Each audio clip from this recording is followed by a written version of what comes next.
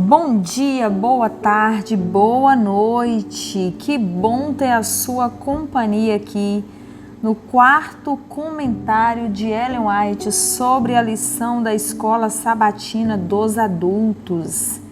E o tema dessa semana é Ofertas para Jesus, sábado 21 de janeiro.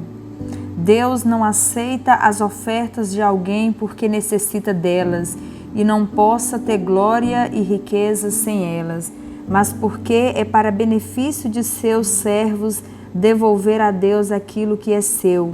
As ofertas voluntárias de um coração contrito e humilde são recebidas por Ele e o doador será recompensado com ricas bênçãos. Ele as aceita como sacrifício de grata obediência.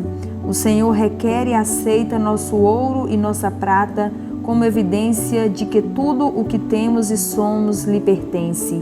Reivindica e aceita o aperfeiçoamento de nossos talentos e tempo, como fruto de seu amor em nosso coração.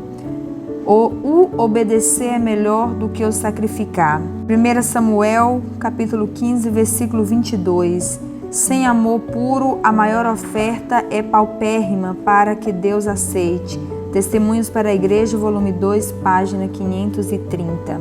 A generosidade altruísta trouxe grande alegria para a Igreja Apostólica, pois os irmãos sabiam que seus esforços estavam ajudando a levar o Evangelho aos que viviam em trevas. Sua obediência testificava que não haviam recebido a graça de Deus em vão. O que teria produzido essa liberalidade senão a santificação do Espírito? Aos olhos de crentes e incrédulos, foi um milagre da graça. A prosperidade espiritual está intimamente ligada à liberdade cristã. Os seguidores de Cristo devem se regozijar pelo privilégio de revelar em sua vida a beneficência de seu Redentor. Dando ao Senhor, eles têm a certeza de que seu tesouro está indo à frente para as cortes celestiais. Atos dos Apóstolos, página 219 e 220. Devemos ser representantes de Cristo na terra, puros, bondosos, justos e misericordiosos, cheios de compaixão, que revelem desprendimento nas palavras e atos. A avareza e cobiça são vícios que Deus abomina. Elas são resultado do egoísmo e do pecado e arruinam toda a obra com a qual lhes é permitido misturar-se. A rudeza e a aspereza de caráter são imperfeições que as Escrituras condenam decididamente como desonra a Deus. Que a vida de vocês, sua disposição e hábitos seja isenta de avareza.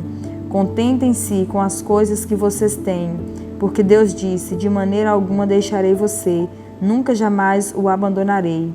Hebreus capítulo 13, verso 5. Mas como em tudo vocês manifestam abundância, na fé, na palavra, no saber, em toda dedicação e em nosso amor por vocês, esperamos que também nesta graça vocês manifestem abundância. 2 Coríntios capítulo 8, versículo 7. A graça da liberalidade cristã. Não se esqueçam da prática do bem e da mútua cooperação, pois de tais sacrifícios Deus se agrada. Hebreus capítulo 13, versículo 16. E Medicina e Salvação, página 184. A plenitude do caráter de Cristo é atingida quando o impulso para auxiliar e abençoar a outros brota constantemente do íntimo. É a atmosfera desse amor circundando o próprio crente que o torna um cheiro de vida para a vida e permite que Deus abençoe seu serviço. Supremo amor por Deus e abnegado amor mútuo. Esse é o melhor dom que nosso Pai Celestial pode conceder.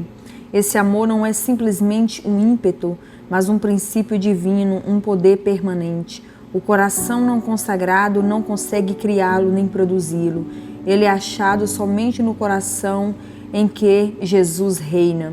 Nós amamos porque Ele nos amou primeiro. 1 João capítulo 4, versículo 19. No coração renovado pela graça divina, O amor é o princípio que regula a ação. Esse amor, cultivado no coração, torna a vida agradável e derrama influência enobrecedora ao redor. Atos dos Apóstolos, página 351. Domingo, 22 de janeiro, motivação para doar. Para seu interesse eterno, todos devem examinar o próprio coração e desenvolver todas as faculdades concedidas por Deus. Lembrem-se de que não há um só motivo no coração de qualquer pessoa que o Senhor não veja claramente. Os motivos de cada um são pesados tão cuidadosamente como se o destino de cada ser humano dependesse unicamente desse resultado. Precisamos de uma conexão com o poder divino para que possamos ver a luz mais claramente e ter uma compreensão de como raciocinar da causa para o efeito. Precisamos cultivar as faculdades da compreensão, sendo coparticipantes da natureza divina e nos livrando da corrupção das paixões que há no mundo. Que todos considerem cuidadosamente esta solene verdade. Deus no céu é verdadeiro e não há um único propósito, por mais complicado que seja, um único motivo, por mais cuidadosamente oculto que esteja, que ele não compreenda claramente. Ele lê os planos secretos de todo o coração. Comentário Bíblico Adventista do Sétimo Dia, volume 3, página 1314 e 1315. Se você tem cultivado um espírito errado, seja ele banido de sua vida. É seu dever erradicar do coração tudo que seja de natureza corrupta. Toda raiz de amargura deve ser arrancada, a fim de que outros não se contaminem com sua maléfica influência. Não permita que uma só planta venenosa permaneça no solo de seu coração. Arranque-a agora e plante em seu lugar a planta do amor. Que Jesus seja colocado em lugar especial do coração. Cristo é nosso exemplo, ele andou fazendo bem, viveu para abençoar os outros. O amor embelezava e enobrecia todas as suas ações e somos ordenados a seguir suas pegadas. Para conhecê-lo, página 187.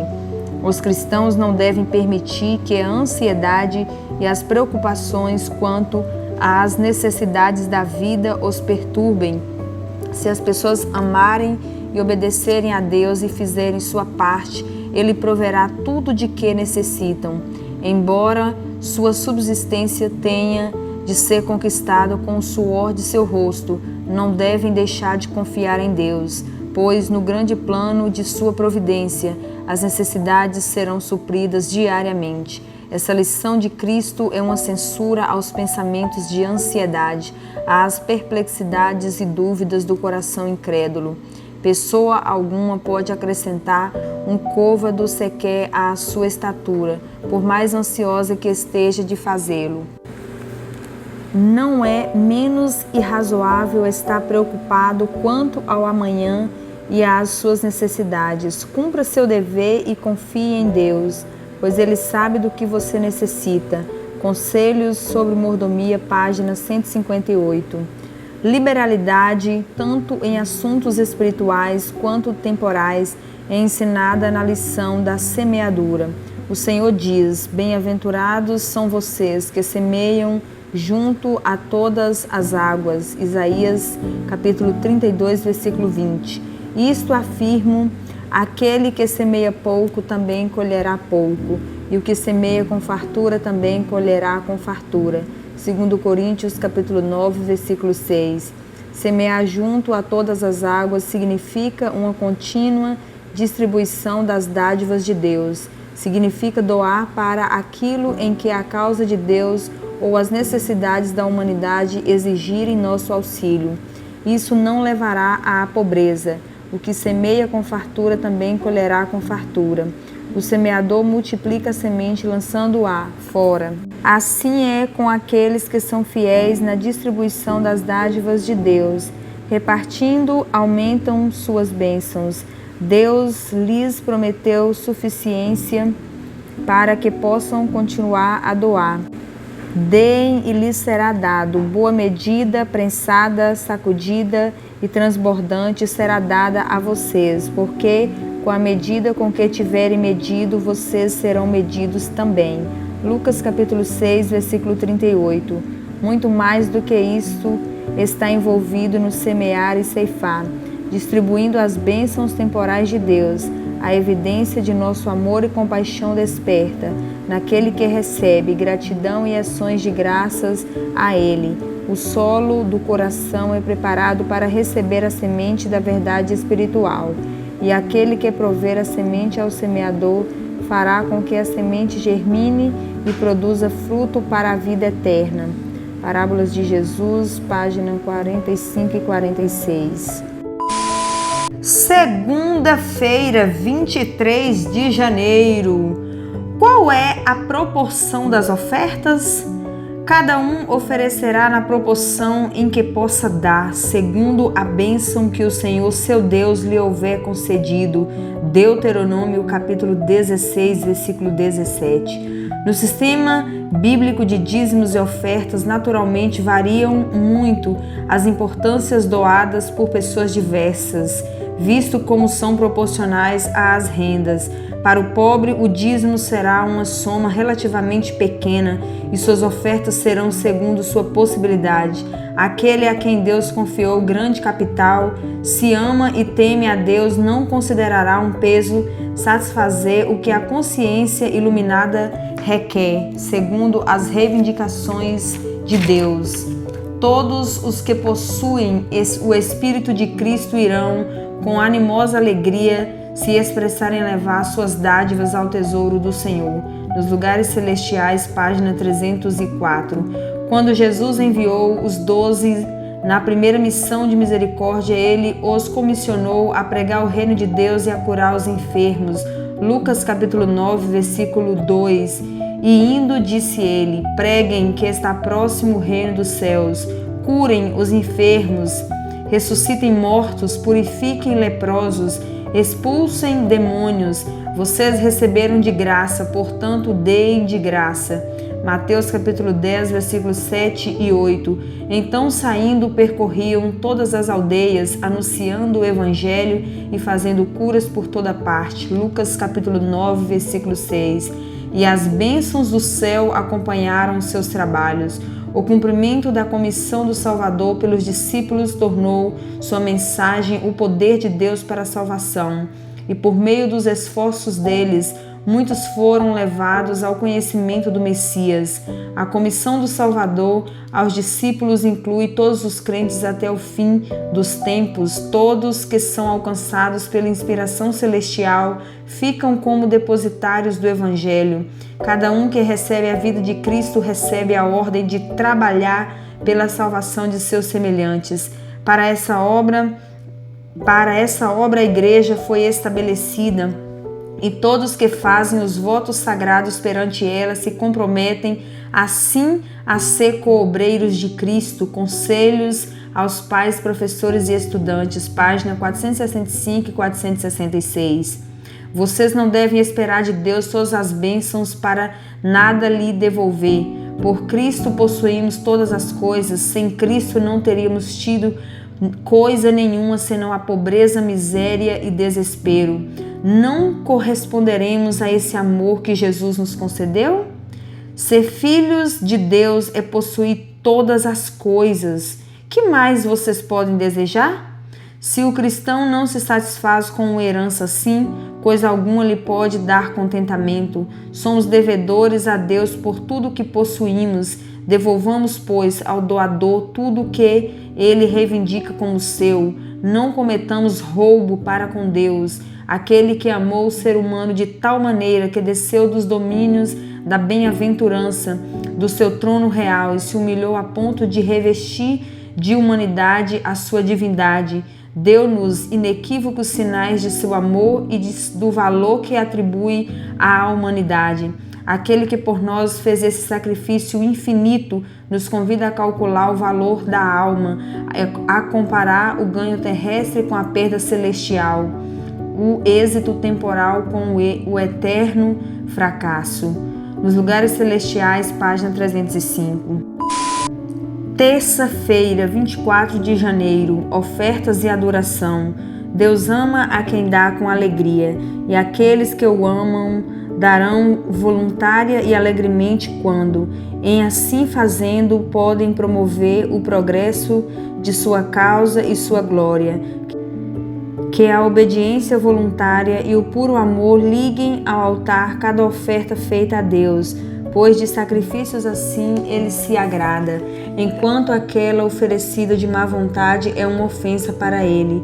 Quando igrejas ou indivíduos não põem o coração em suas ofertas, mas limitam os gastos no avanço da obra de Deus e avaliam segundo seus estreitos pontos de vista, mostram decididamente que não estão vivendo em ligação com Deus. Testemunhos para a Igreja, volume 5, página 227. Louvar a Deus em plenitude e sinceridade de coração é um dever tanto quanto a oração. Devemos mostrar ao mundo e a todos os seres celestiais que apreciamos o maravilhoso amor de Deus à humanidade decaída e esperamos maiores bênçãos de sua infinita plenitude.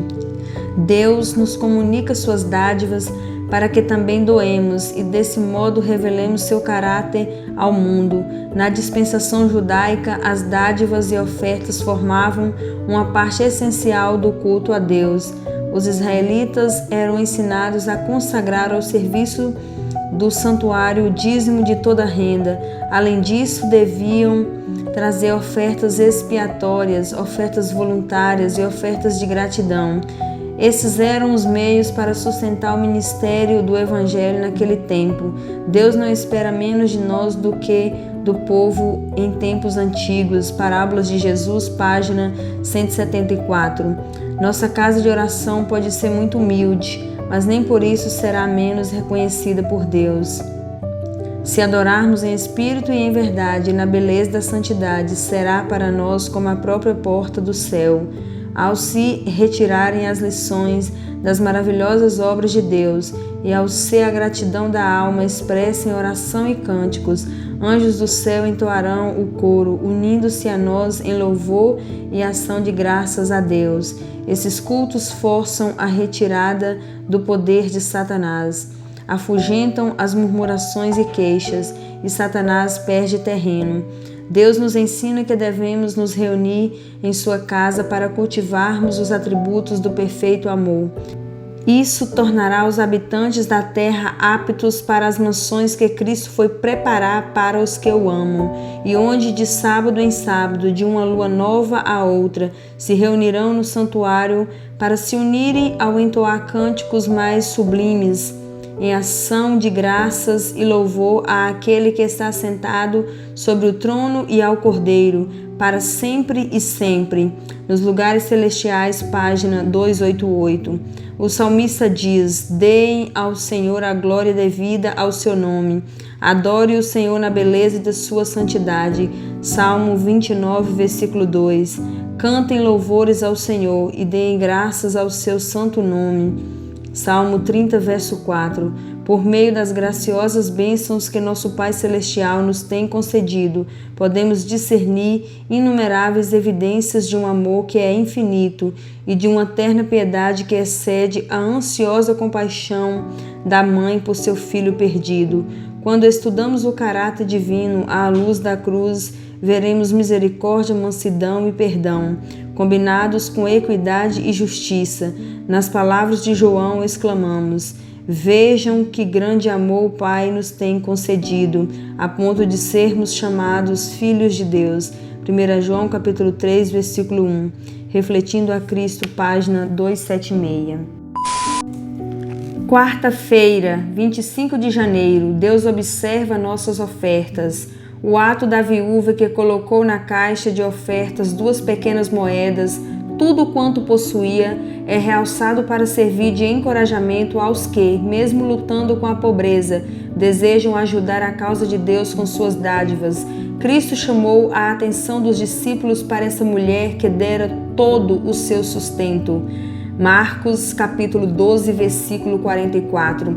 Jesus considerou sua dádiva mais valiosa que as grandes ofertas daqueles cujas doações não haviam exigido sacrifício. Eles deram uma pequena porção de sua abundância. Para dar sua oferta, porém, a viúva teve que se privar até mesmo dos elementos mais básicos para seu sustento, confiando que Deus supriria o que fosse necessário para o dia seguinte.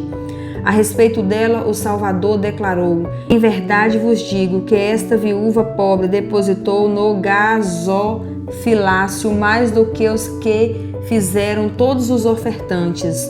Assim ele ensinou que o valor da oferta é estimado não pela quantidade, mas pela proporção em que é dada e pelos motivos que movem o doador. Atos dos Apóstolos, página 218. Frequentemente os que recebem a verdade se acham entre os pobres do mundo. Não devem, porém, fazer disso uma desculpa para negligenciar os deveres que sobre eles recaem em vista da preciosa luz que receberam. Não deve permitir que a pobreza os impeça de depositar um tesouro no céu. As bênçãos ao alcance do rico acham-se também ao seu alcance. Se são fiéis no emprego do pouco que possuem,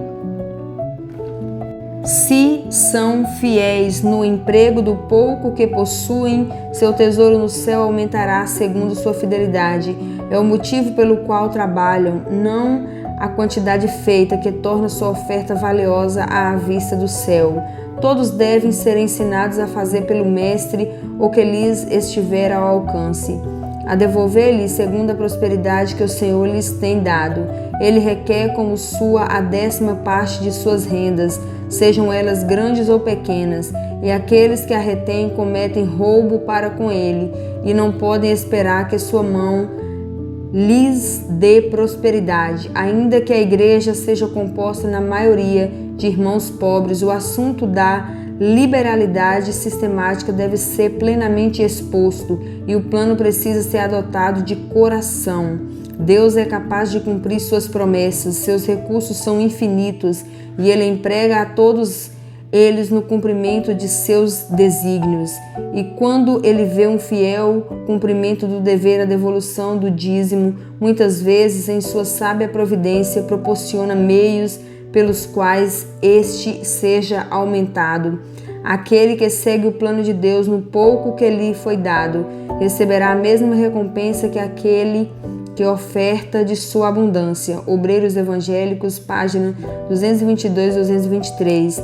Alguns não são devotos por natureza e, portanto, devem encorajar e cultivar o hábito de examinar intimamente a própria vida e os próprios motivos, conservando especialmente o amor pelas práticas religiosas e a oração particular. Testemunhos para a Igreja, volume 2, página 417. Quinta-feira, 26 de janeiro. Projetos especiais. A oferta do pote grande. Em sua misericórdia, Jesus havia perdoado seus pecados, havia chamado do sepulcro seu amado irmão, e o coração de Maria estava cheio de reconhecimento. Com grande sacrifício, compraram um vaso de alabastro com um bálsamo de nardo puro, muito precioso. João capítulo 12, versículo 3. Para com ele ungir o corpo do mestre, quebrando o vaso de unguento, derramou o conteúdo sobre a cabeça e os pés de Jesus, e depois ajoelhou-se chorando, umedecendo-os com lágrimas e enxugando-os com os longos cabelos soltos. Maria ouviu as palavras de crítica, seu coração tremeu no peito, temeu que a irmã a repreendesse por seu desperdício, talvez o mestre também a julgasse imprudente. Sem se justificar ou apresentar desculpas, ela estava para se retirar dali, quando se ouviu a voz de seu Senhor: deixai-a, por que a aborreceis? Marcos capítulo 14, versículo 6.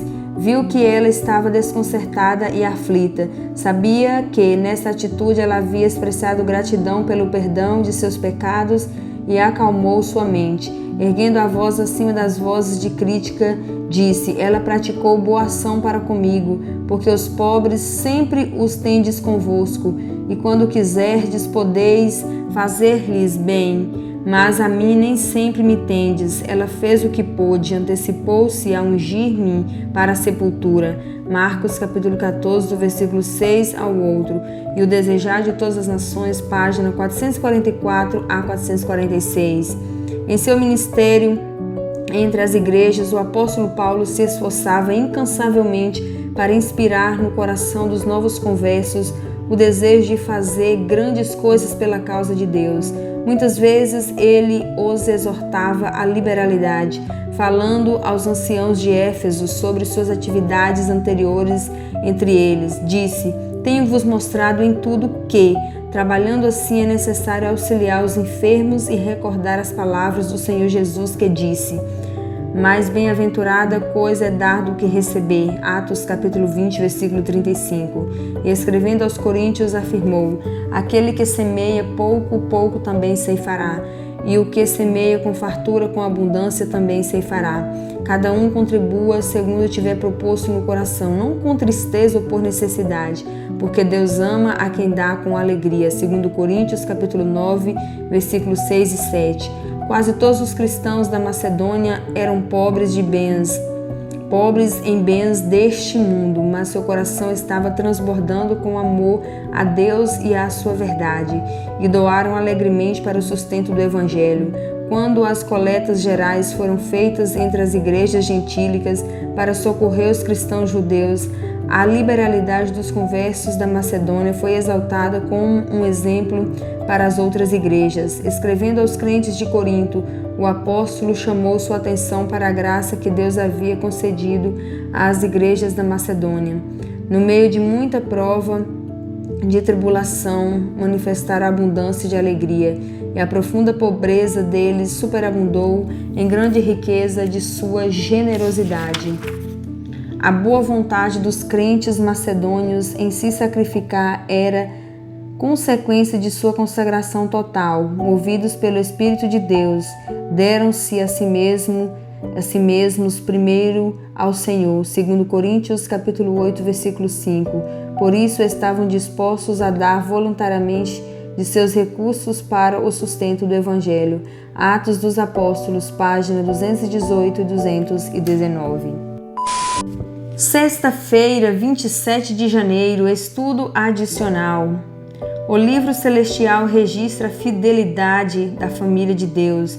Foi-me mostrado que o anjo relator faz um registro fiel de toda oferta feita a Deus e depositada no tesouro, bem como dos resultados finais dos recursos assim doados.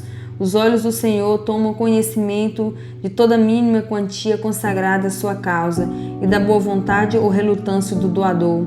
O motivo pelo qual se doa também é registrado. Pessoas generosas e consagradas que devolvem a Deus o que lhe pertence, como ele requer, serão recompensadas segundo suas obras, ainda que os recursos assim consagrados sejam mal aplicados, de modo que não venham a preencher os fins que o ofertante tinha em vista, a glória de Deus e a salvação das pessoas, aqueles que fizeram o sacrifício em sinceridade de coração, com a única finalidade de glorificar a Deus, não perderão sua recompensa.